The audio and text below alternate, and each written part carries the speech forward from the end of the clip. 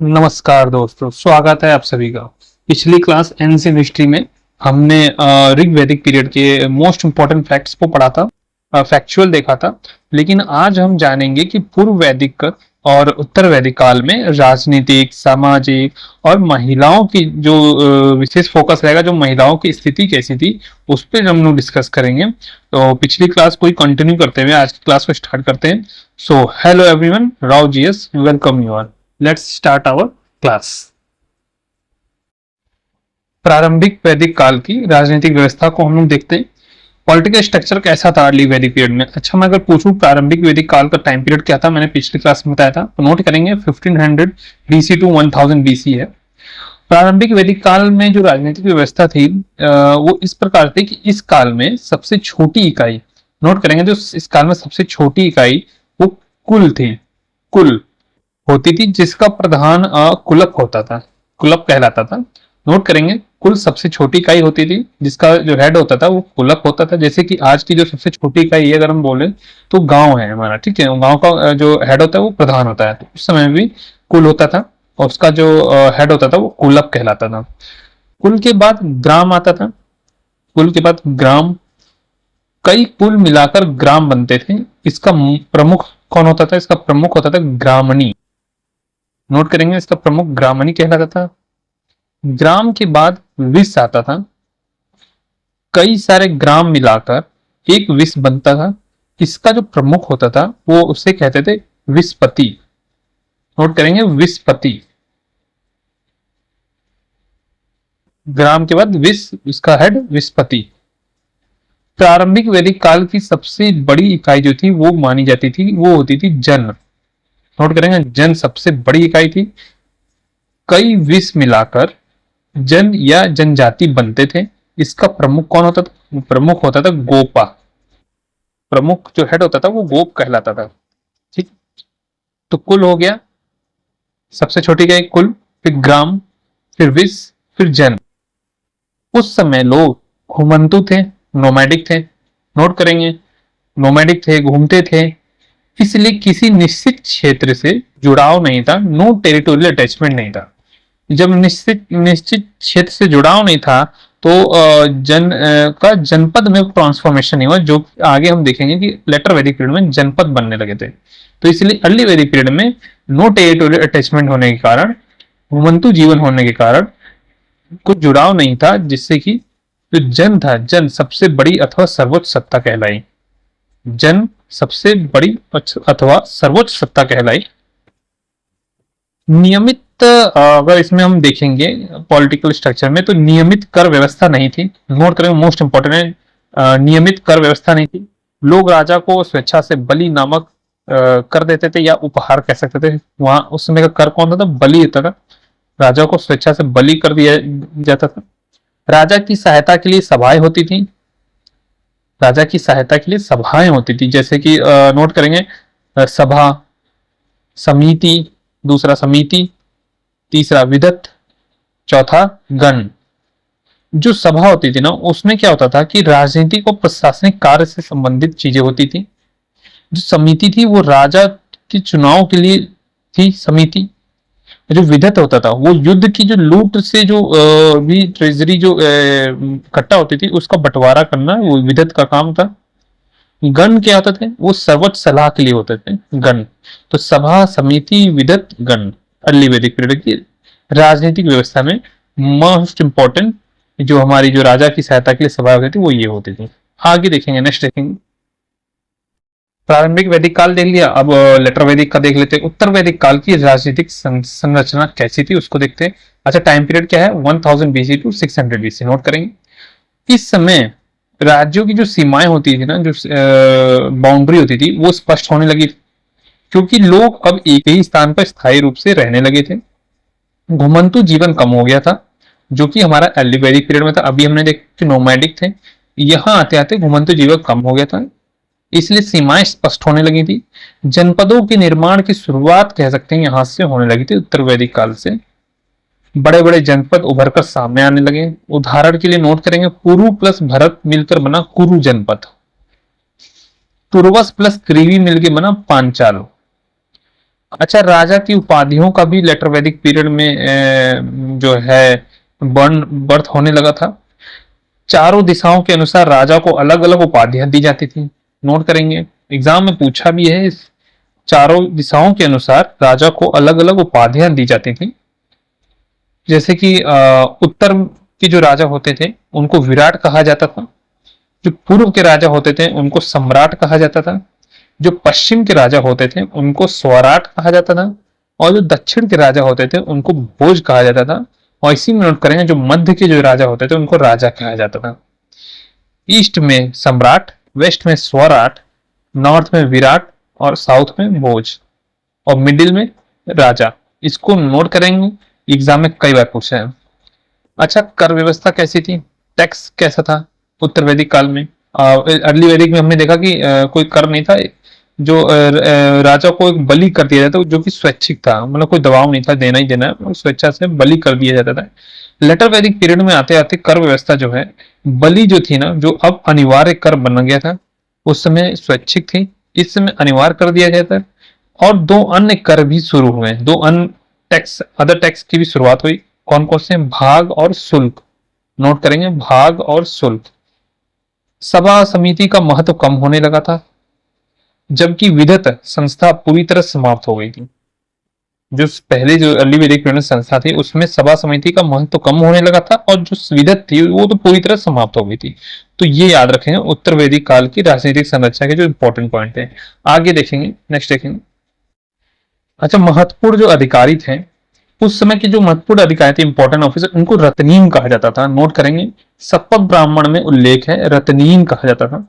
जैसे कि सेना के जो प्रमुख होते थे, आज के समय में सेना का प्रमुख सीडीएस, चीफ डिफेंस स्टाफ, उस समय सेना के प्रमुख को सेनानी कहा जाता था। यज्ञ कराने वाले जो घरेलू पुजारी होते थे उनको पुरोहित कहते थे। नोट करेंगे, राजा का जो पुत्र होता था, उत्तराधिकारी होता था, उसको युवराज कहा जाता था। पटरानी जो मुख्य रानी थी उसको महिषी कहा जाता था। जो राजा का सारथी था उसको सूत कहते थे। नोट करेंगे, सूत कहते थे। और जो गांव का मुखिया था उसको ग्रामणी कहते थे। द्वारपाल को छत्ता कहा जाता था। और जो कोषाध्यक्ष थे, जो खजाने का प्रमुख था, ट्रेजरी हेड था, उसको संग्रहिता कहते थे। संग्रहिता। कर वसूलने वाला जो अधिकारी था उसको भाग दूत कहा जाता था। और जो संदेश वाहक था, दूत था, ठीक है, जो इंफॉर्मेशन इधर से उधर करता था, उसको पालागल कहते थे। ये सब सतपथ ब्राह्मण में मेंशन है, ये नोट कर लीजिए, इसको एक बार देख लीजिए, एग्जाम में पूछ सकता है कि उस समय मतलब जो है संग्रहिता किसे कहते थे। तो संग्रहिता जो ट्रेजरी हेड होता था, कोषाध्यक्ष, खजाने का जो प्रमुख होता था, उसको संग्रहिता कहते थे। ये रत्नीन है, मतलब कि महत्वपूर्ण अधिकारियों की जो पोस्ट है वो सतपथ ब्राह्मण में मेंशन है, तो इसको नोट कर लीजिए। आगे देखेंगे, नेक्स्ट देखेंगे। हम देखेंगे कि सामाजिक व्यवस्था कैसी थी। तो ऋग वैदिक काल में, अर्ली वैदिक में, ऋग वैदिक काल में, पूर्व वैदिक काल में चार वर्णों का वर्गीकरण व्यवसाय ऑक्यूपेशन पे आधारित था। जो चार वर्ण थे, ब्राह्मण, क्षत्रिय, वैश्य, शूद्र, उनका जो वर्गीकरण था वो ऑक्यूपेशन पे था। अर्ली वैदिक पीरियड में नोट करेंगे, मोस्ट इंपॉर्टेंट है, जो कि लेटर वैदिक पीरियड में आते आते बाई बर्थ हो जाता है। लेकिन अर्ली वैदिक पीरियड में वर्गीकरण जो था वो ऑक्यूपेशन के बेस पे था, व्यवसाय के बेस पे आधारित था। यह लचीला था, यह जन्म पर आधारित नहीं था। मोस्ट इंपॉर्टेंट, जो पेशे होते थे, जो प्रोफेशन होता था, जो काम होता था, के आधार पर ब्राह्मण, क्षत्रिय, वैश्य का वो डिफाइन किया गया। जो कलर के आधार पर, जैसे व्हाइट जो लोग थे उनको आर्य बोल दिया गया, और जो डार्क कलर के जो लोग थे उनको अश्वेत, जो मतलब जिनको अनार्य कह दिया गया। एक ही परिवार के सदस्य अपनी रुचि के अनुसार अलग अलग व्यवसाय चुन सकते थे। नोट करेंगे, एक ही परिवार के सदस्य अपनी रुचि के अनुसार वॉलेंटरली वो अलग अलग अपना अलग अलग प्रोफेशन चुन सकते थे। मतलब बहुत ही लचीला था जो सामाजिक व्यवस्था थी, अपने अकॉर्डिंग आप काम चुन सकते थे कि हमें क्या काम करना है। पितृसत्तात्मक समाज था, पैट्रियार्चिकल सोसाइटी थी। समाज जो था पितृसत्तात्मक था, जो खेती और जो पशुपालन होता था ना, वो मुख्य रूप से पुरुषों द्वारा ही किया जाता था, महिलाएं नहीं करती थी। ठीक है, ये इसमें क्या है, ये सोसाइटल सेटअप है, सामाजिक व्यवस्था। महिलाओं की स्थिति की अगर बात करें तो अर्ली वैदिक पीरियड में बाल विवाह नहीं होते थे। बाल विवाह नहीं होता था। नोट करेंगे। दूसरा नोट करेंगे, विधवा विवाह की अनुमति थी, विडो रिमेरिज था, फ्लेक्सिबल था। नियोग प्रथा थी, मतलब कि जो विधवा होती थी, जो लेडीज होती थी, वो अपने मृत पति के छोटे भाई से विवाह कर सकती थी। ये भी प्रथा प्रचलित थी अर्ली वैदिक पीरियड, पूर्व वैदिक काल में। दूसरा नोट करेंगे, शिक्षा का अधिकार था, महिलाओं को शिक्षा का अधिकार था अर्ली वैदिक पीरियड में। आगे देखेंगे, महिलाओं का उपनयन संस्कार भी होता था, महिलाओं का उपनयन संस्कार भी होता था। स्वयंवर जो प्रथा थी वो प्रचलित थी अर्ली वैदिक पीरियड में। नोट करेंगे, वेरी इंपॉर्टेंट है। स्वयंवर प्रथा मतलब जो महिला होती थी वो अपने इच्छा अनुसार अपने वर को चुनती थी और शादी करती थी। खान पान की अगर बात करें अर्ली वैदिक पीरियड में, तो मछली और जानवरों का मांस खाया जाता था। नोट करेंगे, मछली और जानवरों का मांस खाया जाता था, लेकिन गाय का नहीं खाया जाता था। गाय को अघन्य बोला गया है अर्ली वैदिक पीरियड में, ऋग्वैदिक में अघन्य बोला गया है, मतलब गाय को न मारे जाने योग्य माना जाता था।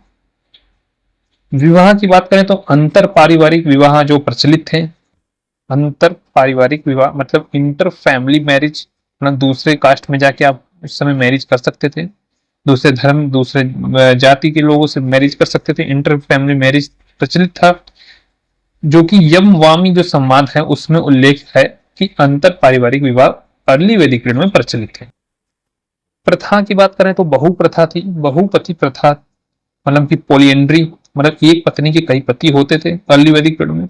और बहुपत्नी प्रथा भी थी, मतलब पॉलीगेनी, मतलब एक पति के कई पत्नियां भी होती थी अर्ली वैदिक पीरियड में।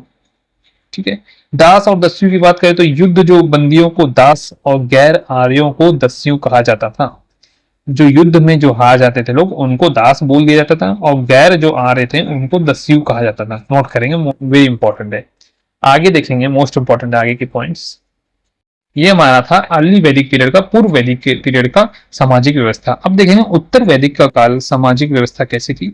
तो वर्ण व्यवस्था की अगर बात करें तो वर्ण व्यवस्था जो है अधिक विस्तृत और जटिल हो गई थी उत्तर वैदिक पीरियड आते आते, मतलब लगभग 1000 से 600 ईसा पूर्व के बीच की बात है ये, कि वर्ण व्यवस्था जो थी हमारी जिस वो बहुत ही विस्तृत और जटिल हो गई थी। धार्मिक अनुष्ठान और कर्मकांड बढ़ गए थे, जो कि अर्ली वैदिक पीरियड में नहीं था, जिसका एविडेंस हमें ऋग्वेद के 10वें मंडल से प्राप्त होता है, जो पुरुष सूक्त के नाम से फेमस है। पुरुष सूक्त 4 आश्रम का उल्लेख मिलता है उत्तर वैदिक काल समाज में 4 आश्रम का उल्लेख मिलता है। कौन कौन से? ब्रह्मचर्य, गृहस्थ, वानप्रस्थ और संन्यास। जो ब्रह्मचर्य और गृहस्थ जो वानप्रस्थ है वो छांदोग्य उपनिषद में मेंशन है, नोट करेंगे। ब्रह्मचर्य, गृहस्थ, वानप्रस्थ 25-25 साल के ये जो आश्रम होते हैं वो है ब्रह्मचर्य में एजुकेशन, गृहस्थ में आपका जो है शादी विवाह, वानप्रस्थ में भक्ति की तरफ ध्यान करना, संन्यास में मोक्ष की तरफ ध्यान करना। ठीक है। जो संन्यास है वो जबला उपनिषद में, जो कि पार्ट है शुक्ल यजुर्वेद का, उसमें मेंशन है संन्यास का, जो चौथा आश्रम है। नोट करेंगे, जबला उपनिषद किसका पार्ट है? यजुर्वेद का। जो यजुर्वेद के 2 पार्ट बताया था ना, कृष्ण यजुर्वेद, शुक्ल यजुर्वेद, तो जो शुक्ल यजुर्वेद है उसमें मेंशन है संन्यास। ठीक है। आगे देखेंगे तो हम लेटर वैदिक पीरियड का ये हमारा जो 4 आश्रम मैंने बताया, 4 पुरुषार्थों का प्रचलन जो था तेजी से बढ़ने लगा था। 4 पुरुषार्थ नोट करेंगे कौन कौन से? धर्म, अर्थ, काम, मोक्ष। जो 4 पुरुषार्थ है उनका प्रचलन तेजी से बढ़ने लगा था। महिलाओं की स्थिति की बात करें अगर उत्तर वैदिक काल में, तो ऐत्रेय ब्राह्मण के अनुसार, नोट करेंगे, ऐत्रेय ब्राह्मण के अनुसार शूद्रों को पीटा जा सकता था। पुत्री जो थी, बेटी थी, उसको दुख का स्रोत माना गया है ऐत्रेय ब्राह्मण में। देखिए इस कंडीशन कितनी खराब होती जा रही थी महिलाओं की, जो अर्ली वैदिक पीरियड में काफी फ्लेक्सिबल थी, वो लेटर वैदिक पीरियड आते आते रिजिड हो चुकी थी। पुत्री को दुख का स्रोत माना गया ऐत्रेय ब्राह्मण में, जबकि पुत्र को परिवार का रक्षक बताया गया है उत्तर वैदिक काल में। मैत्रेय संहिता के अनुसार, मैत्रेय संहिता के अनुसार इसमें 3 प्रमुख बुराइयों का उल्लेख है। कौन कौन सी? मदिरा, शराब, पासा, जुआ जिसे कहते हैं, और स्त्री, मतलब यहाँ स्त्री को बुराई की श्रेणी में रखा गया है, मैत्रेय संहिता में नोट करेंगे।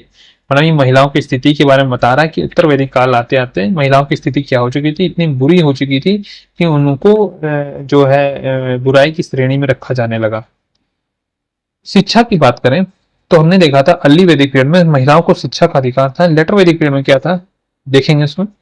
जो अर्ली वैदिक पीरियड में कुछ महिलाओं को उच्च शिक्षा प्राप्त थी, जैसे कि नोट कर लीजिए, अभी सुन लीजिए। उदाहरण के लिए घोषा नाम था महिला का, घोषा, लोपा या लोपा मुद्रा, विश्वरा, इन्हें ब्रह्मवादिनी भी कहते हैं या मंत्र दृष्टा कहा जाता था, और अपाला ये नाम है महिलाओं की जिनको उच्च शिक्षा प्राप्त थी अर्ली वैदिक पीरियड में। जो ऋग्वेद में नाम इनके मेंशन है, पूछ सकता है तो देख लीजिए एक बार नाम। और जबकि लेटर वैदिक पीरियड में, उत्तर वैदिक पीरियड में आते आते याज्ञवल्क्य गार्गी संहिता, याज्ञवल्क्य गार्गी संवाद नोट करेंगे, मोस्ट इंपॉर्टेंट है याज्ञवल्क्य गार्गी संवाद, जो कि मेंशन है बृहद अरण्यक उपनिषद में। नोट करेंगे याज्ञवल्क्य गार्गी संवाद जो कि मेंशन है बृहद अरण्यक उपनिषद में। इसमें क्या मेंशन है कि इसमें इस संवाद में दिखाया गया है कि जब गार्गी जो है ना वो कठिन प्रश्न पूछती है तो जो ऋषि हैं, जो याज्ञवल्क्य ऋषि हैं, उन पर गुस्सा करते हैं। किसके ऊपर गुस्सा करते हैं? वो गार्गी के ऊपर गुस्सा करते हैं और कहते हैं कि अगर अब ज्यादा बोला तो सिर फोड़ दूंगा तुम्हारा। किसको बोलते हैं? गार्गी को बोलते हैं। कौन बोलता है? याज्ञवल्क्य। तो इसमें क्या मेंशन है? ये दिखाता है कि उत्तर वैदिक काल में महिलाओं की जो समाज और जो धार्मिक स्थिति थी वो पूर्व वैदिक काल की तुलना में काफी गिर चुकी थी। ठीक है, तो ये हमारा क्या था, ये याज्ञवल्क्य गार्गी पूछा है कि याज्ञवल्क्य गार्गी जो संवाद है वो किस में, कौन से उपनिषद में मेंशन है? वो बृहद अरण्यक उपनिषद में। और से क्या हमें इंफॉर्मेशन मिलती है? इसमें महिलाओं की जो स्थिति की बारे में जानकारी मिलती है कि उत्तर वैदिक काल आते आते महिलाओं की स्थिति काफी गिर चुकी थी।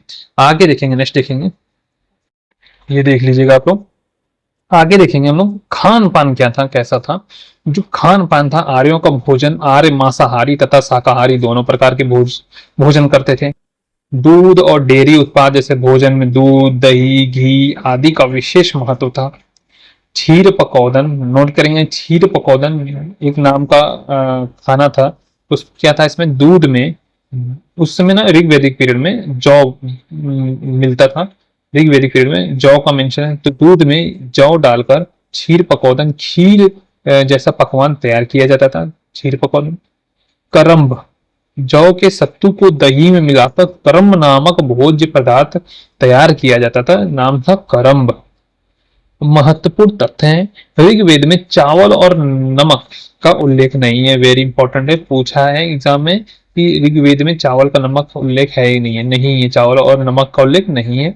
मांसाहारी भोजन में मुख्यतः भेड़ बकरी के मांस का प्रयोग होता था। नोट करेंगे ऋग्वेदिक काल में गाय का मांस नहीं खाया जाता था, घन्य कहलाई गई थी, निबद्ध नहीं किया जा सकता था। ऋग्वेद में मछली का उल्लेख नहीं है, यद्यपि कुछ इतिहासकार इसका खंडन करते हैं। पेय पदार्थ की अगर बात करें तो सूरा जो था ना, मदिरा शराब की पान की निंदा की गई है, जबकि सोम जो था का पान प्रशंसनीय है। सोम को पीना अच्छा माना गया और सुरा को पीना, शराब को पीना बुरा माना गया। और ये कौन से मंडल में? ऋग्वेद के 9वें मंडल में, पूरा मंडल ही है, इसी पे सोम मंडल कहा गया है। वस्त्र की बात करें, वस्त्र कैसे पहनते थे, तो ऋग्वेदिक काल में 3 प्रकार के वस्त्र प्रचलित थे। नीवी मतलब अधो वस्त्र कहते थे, जो शरीर के निचले हिस्से में पहना जाने वाला वस्त्र उसको कहते हैं अधो वस्त्र। वास उत्तरीय बोलते थे, जो शरीर के मध्य भाग में बीच में पहना जाने वाला वस्त्र से उत्तरीय बोलते थे। अधिवास या द्रापी शरीर के ऊपर से ढकने वाला वस्त्र, जैसे कि मान लो शॉल हो गया, चादर हो गया आदि। वस्त्रों में कढ़ाई भी होती थी, वस्त्रों में कढ़ाई भी होती थी। पुरुष उसणीय पगड़ी भी धारण करते थे, पुरुष जो थे उसणीय पगड़ी भी धारण करते थे ऋग्वैदिक काल में। ये इंपॉर्टेंट है, नोट करिएगा। आगे देखेंगे, नेक्स्ट देखेंगे। अब हम देखेंगे आर्थिक स्थिति पूर्व वैदिक काल में क्या थी। अर्ली वैदिक पीरियड में इकोनॉमिक स्ट्रक्चर क्या था वो देखेंगे। अर्ली वैदिक पीरियड में आर्यों का प्रारंभिक जीवन अस्थिर मींस अनकॉन्सोलिडेटेड था, स्टेबल नहीं थे। उनके जीवन में कृषि की तुलना में पशुपालन अधिक महत्वपूर्ण था। मतलब कि पशुपालन मतलब एनिमल हस्बेंड्री को ज्यादा महत्व देते थे एज कंपैरिजन टू एग्रीकल्चर। गाय को संपत्ति या खजाने ट्रेजरी के रूप में गिना जाता था। गाय इंपॉर्टेंट थी भाई उस समय अर्ली वैदिक पीरियड में। ऋग्वेद में गाय का उल्लेख 176 बार किया गया है, इसी से आप अंदाजा लगा सकते हैं। कृषि का लगभग लगभग मोटा मोटा 24 से 26 बार ही केवल उपयोग हुआ है कृषि शब्द का वो ऋग्वेद में। अधिकांश जो युद्ध होते थे वो गायों के लिए ही होते थे, और आज क्या किस लिए होते हैं युद्ध? न्यूक्लियर पावर को लेकर। ऋग्वेद में युद्ध के लिए गविष्टि शब्द का प्रयोग किया गया है। नोट करेंगे, गविष्टि शब्द का प्रयोग युद्ध के लिए किया गया है। गाय को गवेषण, अघन्या, अष्टकर्णी, अष्टकर्णी का अर्थ होता है छेदे हुए, मतलब जो कान जो छेदे हुए थे वो वाली, जिसके कान पर 8 का निशान हो भी कहा जाता था अष्टकर्णी। पनी, नोट करेंगे, एक शब्द आता है पनी। ये व्यापारी गायों की चोरी के लिए कुख्यात थे। पनी को व्यापारियों का पर्यवाची भी माना जाता है। पनी गाय की चोरी करते थे। वृभु, यह व्यापारी अपनी दानशीलता के लिए प्रसिद्ध था। नोट करेंगे, वृभु जो था वो अपनी दानशीलता के लिए प्रसिद्ध था। गाय के बाद मोस्ट इंपॉर्टेंट जो एनिमल था उस समय वो घोड़ा था, सबसे प्रसिद्ध पशु था। युद्ध के लिए गोशु, गत्य, गभ्य और गवेषण जैसे शब्दों का भी उपयोग किया जाता था। ये शब्द पूछ लिए जाते हैं, इनसे क्या मतलब है? तो गवेषण, गोशु, गत्य ये याद रखिएगा, गविष्टि ये सब युद्ध के लिए उपयोग होता था। ठीक है। ऋग्वेद में कुछ अन्य पशुओं जैसे बैल, भैंस, बकरी, ऊंट आदि का भी उल्लेख मिलता है। एक प्रसिद्ध फीमेल डॉग सरमा करके है के नाम का भी उल्लेख है ऋग्वेद में, सरमा। ऋग्वेद में बाघ जो टाइगर है और जो एलिफेंट है हाथी का उल्लेख नहीं मिलता है। नोट करेंगे, काफी बार एग्जाम में पूछा है, प्री में पीसीएस प्री में पूछा है कि ऋग्वेद में टाइगर का उल्लेख मिलता है कि नहीं मिलता है, तो नहीं मिलता है। ऋग्वेद में टाइगर और एलिफेंट दोनों का उल्लेख नहीं मिलता है। ठीक है, तो ये हमारा था आर्थिक स्थिति की पूर्व वैदिक काल में कैसे लोग वहां रहते थे उस समय के लोग। आगे देखेंगे, इसी में आ जाएगा आर्थिक स्थिति में आ जाएगा आपका एग्रीकल्चर, कृषि। तो ऋग्वेद में बताई दिया कि पशुपालन एनिमल हस्बेंड्री को कृषि से अधिक महत्वपूर्ण माना गया था। उल्लेख जो है हमारा ऋग्वेद में कुल 10,462 श्लोकों में से केवल 24 श्लोकों में ही कृषि का वर्णन मिलता है। संहिता के जो संहिता है उनके जो मुख्य भाग में कृषि से संबंधित 3 महत्वपूर्ण शब्दों का उल्लेख है। कौन कौन से? उर्दर, उर्दर का मतलब होता है अनाज मापने का पात्र। धान्य, धान्य अपने आप में एक अनाज है। वपंती, बुआई करना। ये 3 नाम मेंशन है संहिता में। कृषि को चरसिणी कहते थे, ये नोट करते रहिए, कृषि को चरसिणी कहते थे। क्षेत्र को, जो क्षेत्र होता था उसे कल्टीवेटेड फील्ड जिसे कहते हैं, कल्टीवेटेड फील्ड, वो जुताई की गई भूमि को कहते थे। क्षेत्र जुताई की हुई भूमि को कहते थे। उपजाऊ भूमि को ऋग्वेद में क्या बोला गया है? उपजाऊ भूमि उर्वरा बोला गया है, जो फर्टाइल लैंड कह सकते हैं। परती या ऊषर भूमि जिसमें मतलब कि बैरन लैंड कहते हैं, जिसमें जिसमें अनाज नहीं होता है, उसको ऋग्वेदिक काल में अर्ली वैदिक पीरियड में क्या बोला गया? खिल्य बोला गया है। नोट करेंगे, खिल्य। हल से जो बनी नालियां होती थी ना, जो खेत जो जब खेती करते हैं तो नाली टाइप का बनाते हैं, कुंड कहते हैं जिसे, उसे सीता कहा जाता था। अर्ली वैदिक पीरियड में सीता कहा जाता था, फरो जिसे कहते हैं। हल का प्रयोग हुआ है, हल का भी मेंशन है ऋग्वेद में। लांगल बोला जाता था हल को ऋग्वेदिक पीरियड में, लांगल। बैल को, ऑक्स को वृक बोला जाता था, और जो हल वाले होते थे हल को लांगल बोलते थे और हल वाले को किवास कहते थे। हल वाले मतलब प्लोमैन, जो हल चलाता था उसको किवास बोलते थे अर्ली वैदिक पीरियड में। केवल एक अनाज का उल्लेख है ऋग्वेद में, कौन है बताई दिया? जौ का उल्लेख है, जौ या यौ। साकम, जो खाद होता था ना, आज का जो फर्टिलाइजर है, उस समय अर्ली वैदिक पीरियड में उसको साकम बोला जाता था। नोट करेंगे, साकम। या करीस भी कभी कभार कह देते थे। खलिहान को खल कहा जाता था, खलिहान को खल कहा जाता था। ये हमारा था अर्ली वैदिक पीरियड में एग्रीकल्चर इकोनॉमिक जो लाइफस्टाइल था अर्ली वैदिक पीरियड में। अब देखेंगे लेटर वैदिक पीरियड का। उत्तर वैदिक काल में कृषि क्या थी, कैसी थी? उत्तर वैदिक काल में जो आर्यों का मुख्य व्यवसाय कृषि बन गया था, जो कि पहले क्या था? एनिमल हस्बेंड्री था। सतपथ ब्राह्मण, इसका एक मुख्य कारण भी था कि उत्तर वैदिक काल आते आते लोहे की खोज हो चुकी थी, जिससे कि खेती करना आसान हो गया था। इसलिए जो आर्य लोग थे वो मुख्य तरह से एनिमल हस्बेंड्री से को छोड़ते हुए एग्रीकल्चर पे शिफ्ट होने लगे थे। सतपथ ब्राह्मण के अनुसार उस समय हल को 6, 8, 12 और 24 बैलों द्वारा खींचा जाता था, जो खेती के बड़े स्तर को दर्शाता था। सतपथ ब्राह्मण में ही कृषि की विभिन्न प्रक्रियाओं का उल्लेख मिलता है। ये एग्जाम में पूछा है, नोट करेंगे। सतपथ ब्राह्मण में कृषि की विभिन्न प्रक्रियाओं का उल्लेख मिलता है, जैसे कि जुताई, बुआई, कटाई, ओसाई, कल्टीवेशन, सोविंग, थ्रेसिंग और विनोइंग।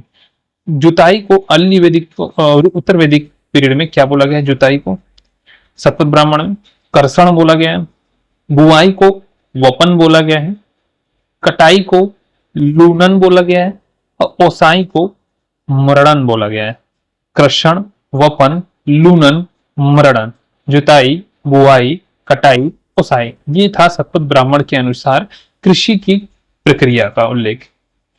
प्रमुख फसलें और जो साक्ष्य में अतरंजी खेड़ा नोट करेंगे, यूपी एटा का अतरंजी खेड़ा, यहां से जौ, चावल, तो जौ को जौ बोला जाता था। चावल को उस समय उत्तर वैदिक पीरियड आते आते चावल की भी पैदाइश होने लगी थी। चावल को बोला जाता था ब्रीही, ब्रीही। और गेहूं को गोधूम बोला जाता था, नोट करेंगे गोधूम की अवशेष मिले हैं। तो अतरंजी खेड़ा से जौ, ब्रीही और गोधूम के अवशेष मिले हैं।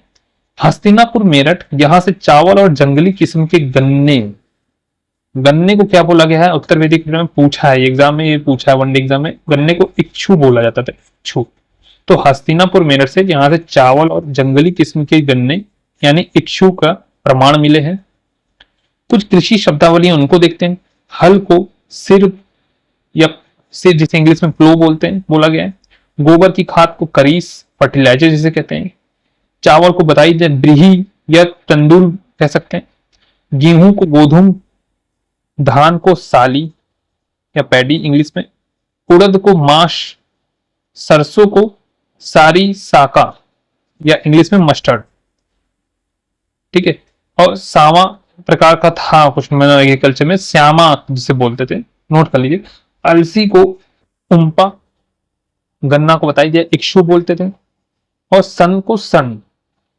इस काल में तालाब जो मतलब पोंड और जो कुएं थे वेल के साथ साथ सिंचाई के लिए पहली बार नहर जो कैनाल है का उल्लेख मिलता है, जिसका विस्तृत वर्णन अथर्ववेद में दिया गया है।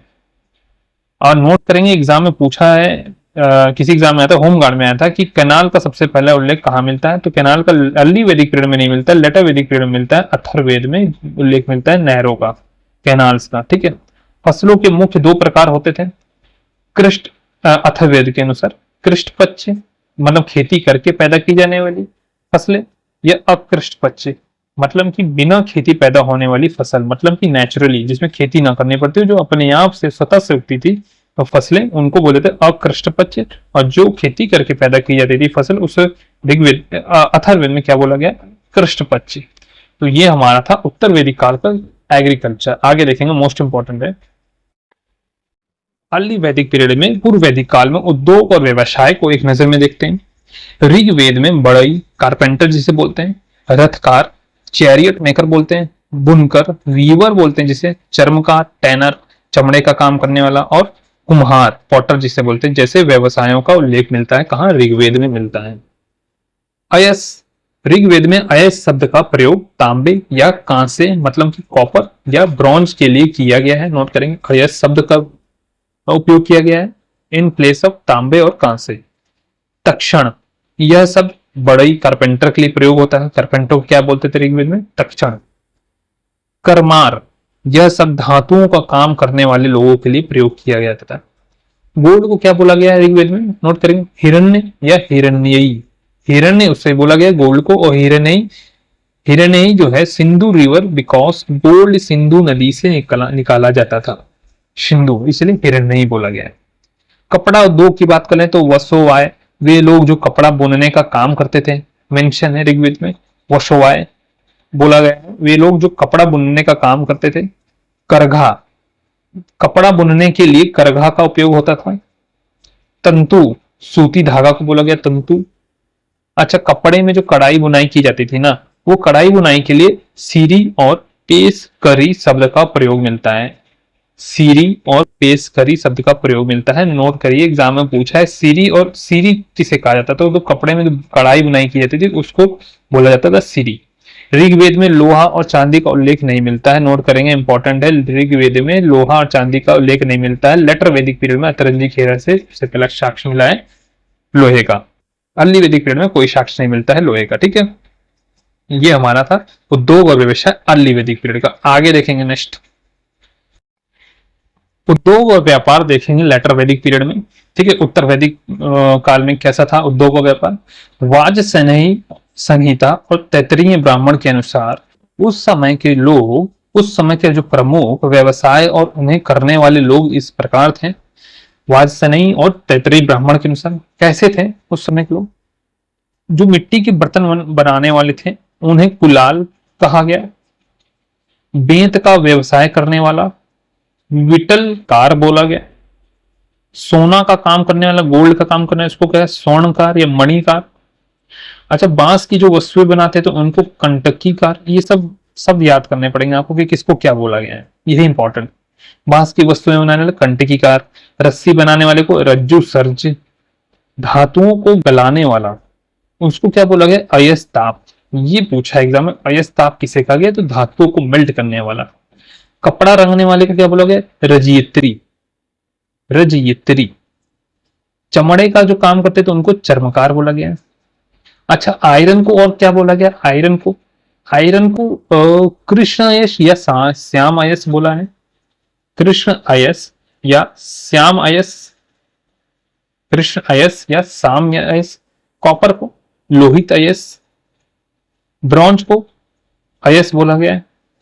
सिल्वर को रुक्म बोला गया है। पूछा एग्जाम में, रुक्म किसे बोला गया है लेटर वैदिक पीरियड में? तो सिल्वर को। मिरर को मिरर बोला गया, सिप्त बोला गया, शीशा को सिप्त बोला गया। अच्छा, वाजसनेयी संहिता में फिशरमैन जो थे, मछुआरे को दास, धीवर और कैवर्थ नाम से जाना जाता था। मछुआरों को किस नाम से जाना जाता था? दास, धीवर और कैवर्थ। वृहद अरण्यक उपनिषद में श्रेष्ठिन शब्द तथा ऐतरेय ब्राह्मण में श्रेष्ठ शब्द का उल्लेख मिलता है। नोट करेंगे, वृहद अरण्यक उपनिषद में श्रेष्ठिन शब्द तथा ऐतरेय ब्राह्मण में श्रेष्ठ शब्द का उल्लेख मिलता है, जिससे व्यापारियों की श्रेणी का अनुमान लगाया जा सकता था।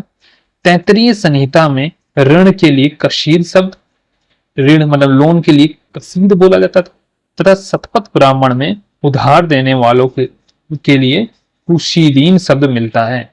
ऋण के लिए क्या बोला गया? कशीद। और जो उधार देते थे उनको क्या बोला गया? कुशीदीन।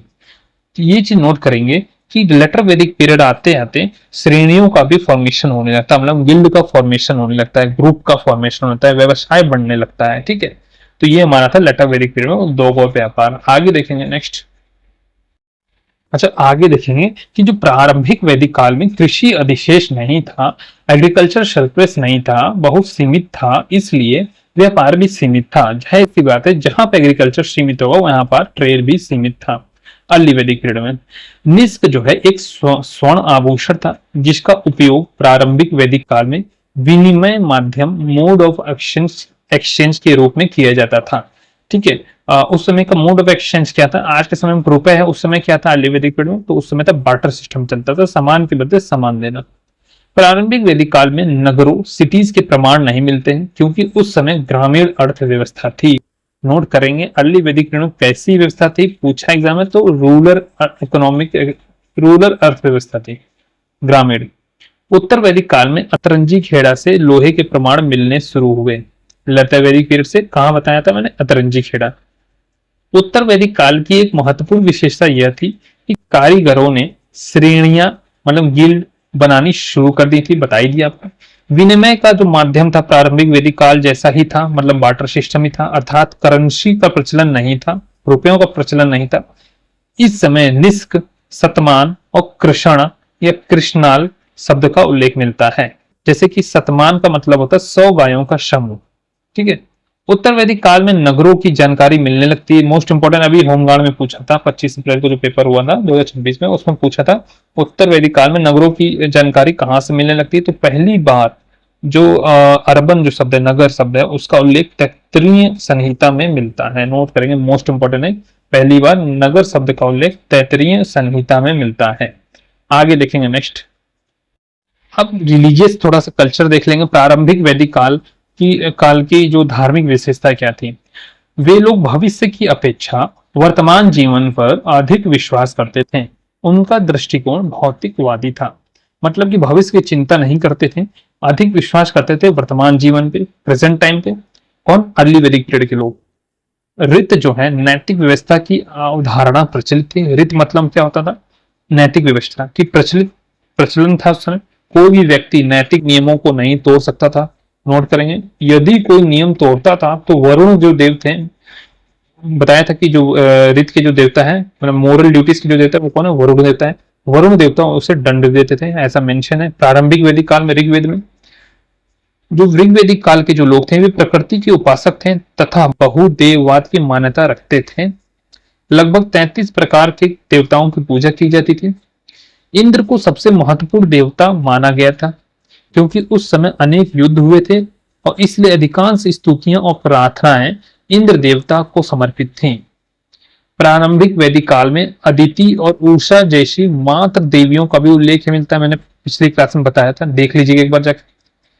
पुरुष देवताओं की संख्या स्त्री देवताओं से अधिक थी, जिससे पितृ सत्तात्मक व्यवस्था का पता चलता है। नोट करेंगे, प्रारंभिक वैदिक काल के अंत में एक ईश्वरवाद, मतलब एक ईश्वर की अवधारणा के संकेत भी मिलने लगे। प्रारंभिक वैदिक काल के अंत में, मतलब कि लेटर वैदिक पीरियड की स्टार्टिंग होते होते एक ईश्वरवाद की धारणा भी आ गई थी लोगों में। आगे देखेंगे नेक्स्ट। अब उत्तर वैदिक काल की धार्मिक विशेषता क्या थी। जो कबीले थे, जो जनजातियां थी, उनका तो महत्व कम होने लगा था। नोट करेंगे, भौतिकवादी सोच में कमी आने लगी थी।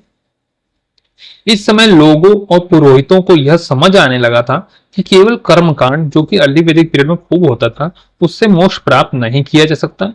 इसी कारण उपनिषदों के विचार का विकास भी शुरू हुआ। इसी कारण से उपनिषद भी आना स्टार्ट हुए। पुरोहितवाद, ब्राह्मणवाद को भी चुनौती मिलने लगी थी। देवताओं की संख्या कम होकर मुख्य रूप से 3 में सिमट गई: रुद्र, विष्णु, प्रजापति। मात्र देवी, जो मदर गॉडेस का महत्व घटने लगा था, उन्हें पुरुष देवताओं के अधीन माना जाने लगा लेटर वैदिक पीरियड में। इससे पितृ सत्तात्मक व्यवस्था जो है, पैट्रियार्ची जो है, और मजबूत होने लगी। देवताओं का भी जो है जातियों के आधार पर विभाजन होने लगा था। लेटर वैदिक पीरियड आते आते, जैसे कि प्रारंभिक वैदिक काल में पूषण जो थे, पूषण एक देवता थे, उनको पशुओं के देवता माना जाता था। लेकिन उत्तर वैदिक काल में आते आते उन्हें शूद्रों का देवता माना जाने लगा। उत्तर वैदिक काल के अंत में फिलॉसफी और उपनिषदों के विचार का उदय हुआ। इस समय कर्मकांडों का विरोध होने लगा, कर्मकांड बहुत कम होने लगे, उपनिषद आने लगे। उपनिषदों के दर्शन का परिपक्व रूप आगे चलकर छठी जो शताब्दी है, 6th सेंचुरी बीसी के पूर्व धार्मिक आंदोलन में दिखाई देता है।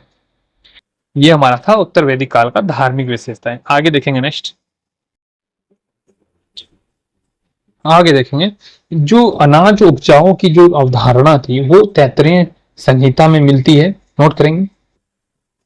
आगे देखेंगे, जो यम और जो नचिकेता, नोट करेंगे, यम और नचिकेता के जो बीच संवाद हुआ था वो कठोपनिषद में वर्णित है। यम और नचिकेता के बीच का जो संवाद पूछा एग्जाम में, यम और नचिकेता का जो संवाद है वो कौन से उपनिषद में? तो कठोपनिषद में। यज्ञ को मुंडोक में टूटी हुई नाव कहा गया है। टूटी हुई नाव किसमें? मुंडोक उपनिषद में। राजा की उत्पत्ति की कथा ऐतरेय ब्राह्मण में मिलती है। राजा की उत्पत्ति की कथा का जो है उल्लेख है ऐतरेय ब्राह्मण से मिलता है ना।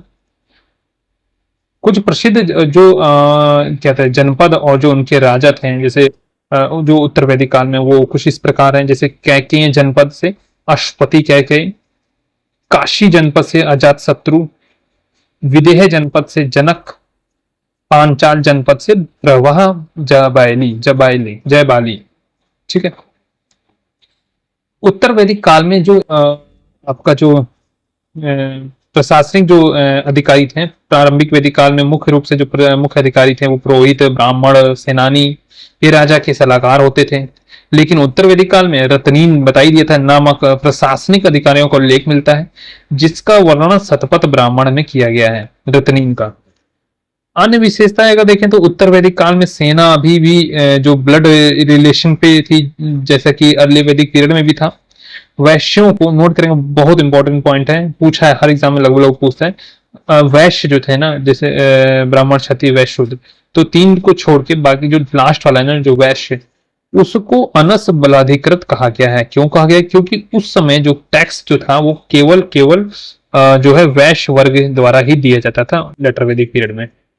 उत्तर वैदिक काल में जो तिलक था, जो यज्ञ था, वो राजा के राज्याभिषेक के साथ कई नए यज्ञ और संस्कार जुड़ गए जो प्रारंभिक वैदिक काल में नहीं थे। जैसे कि जो सौराठ था वो अश्वमेध यज्ञ करवाता था, जो विराट था वो पुरुष मेध यज्ञ करवाता था, जो सम्राट था वो वाजपेयी यज्ञ करवाता था, और जो भोज था वो सर्वमेघ यज्ञ करवाता था।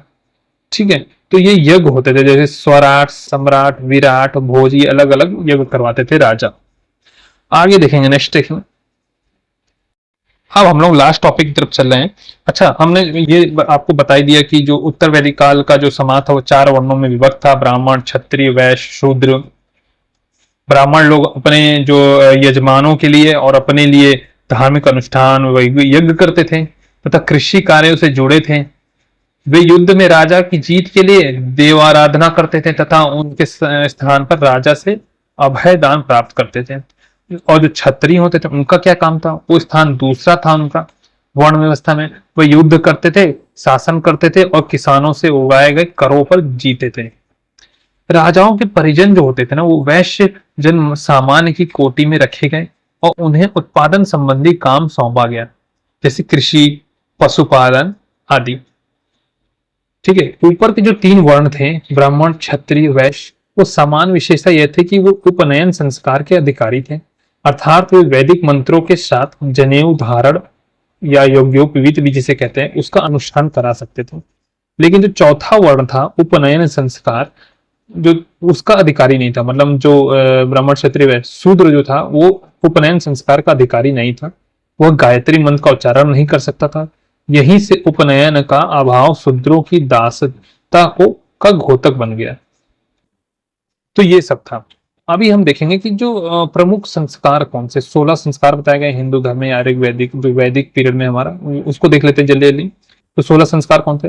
पहला है गर्भधान, नर नारी का मिलन या गर्भ धारण हेतु।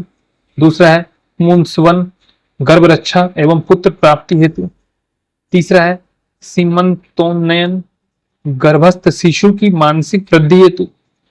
चौथा है जात कर्म, शिशु उत्पन्न होने पर पिता द्वारा शिशु को आशीर्वाद, बच्चे को आशीर्वाद देने व शहद चटाने की का कर्म।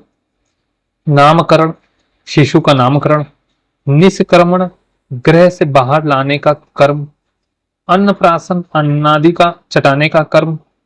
चूड़ा कर्म, केस मुंडन जिसे कहते हैं। कर्ण वेद, कान छेदने का कर्म। विद्यारंभ, गुरु के समीप जाकर ज्ञान अर्जित करना। उपनयन, जनेऊ धारण। वेदारंभ, वेद का आरंभ करना, वेद को ग्रहण करना। समावर्तन, शिक्षा पूर्ण होने पर मेघ, चर्म, दंड आदि को जल में फेंक कर घर की ओर लौटना। विवाह, विवाह जानते हैं, 25 वर्ष पूर्ण होने पर विवाह कर गृहस्थ आश्रम में प्रवेश। वानप्रस्थ, 50 वर्ष पूर्ण होने पर वन की ओर प्रस्थान। और लास्ट जो है संस्कार है अंत्येष्टि, मृत्यु के पश्चात दाह संस्कार, अंतिम संस्कार जिसे बोलते हैं। ये हमारा था 16 संस्कार। आगे हम देखेंगे, इसको एक बार देख लेते हैं एक नजर में। विवाह कितने प्रकार के थे? तो गृह सूत्र के अनुसार विवाह 8 प्रकार के थे। कौन कौन से थे जल्दी जल्दी देखेंगे। ब्रह्म विवाह, जिसमें दहेज सहित उसी श्रेणी के पुरुष के साथ विवाह होता था।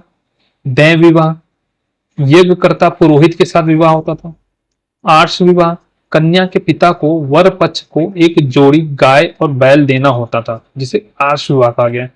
प्रजापत्य विवाह, बिना दहेज और बिना कन्या की कीमत की मांग किए बिना विवाह करना। गंधर्व विवाह, माता पिता की इच्छा के बिना ही वर कन्या का गुप्त रूप से विवाह करना, जो कि आजकल हो रहा है।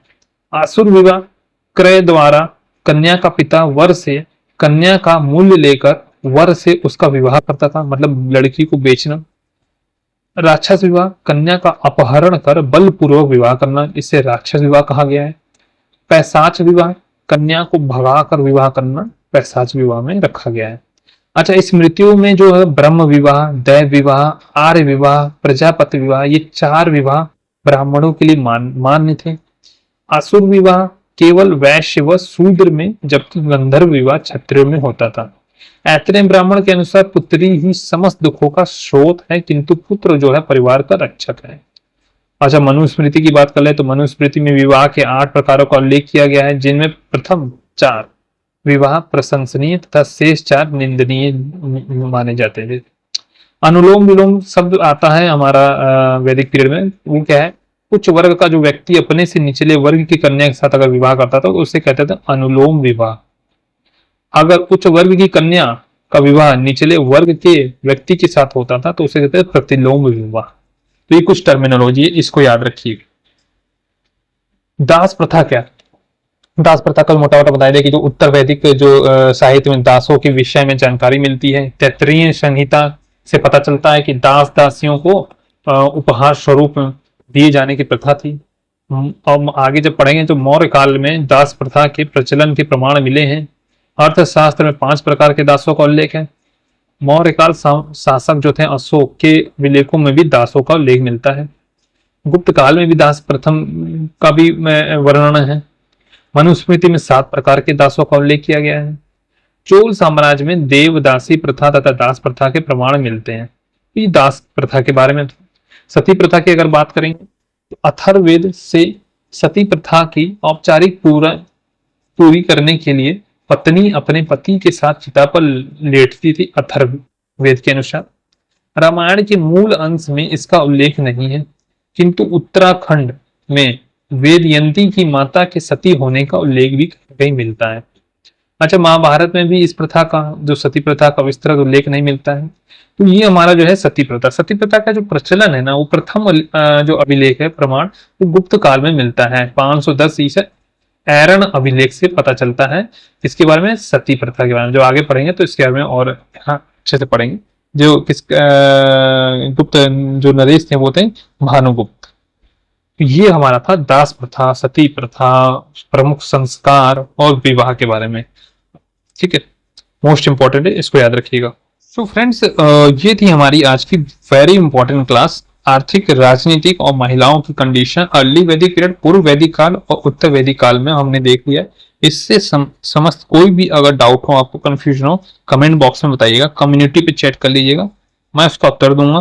कोई भी डाउट होगा आप मुझसे पूछ सकते हैं कमेंट में। क्लास कैसी लगी कमेंट बताइएगा, और do like, share and subscribe our channel Rao GS, और पढ़ते रहिए। So thank you, have a nice day. Any queries please drop on comment.